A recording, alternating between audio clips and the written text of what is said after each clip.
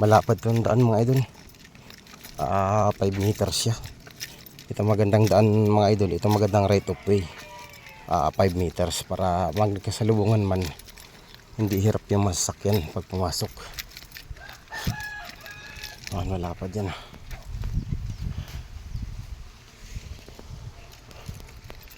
Silong muna tayo, grabing init. Dito tayo sa lilim.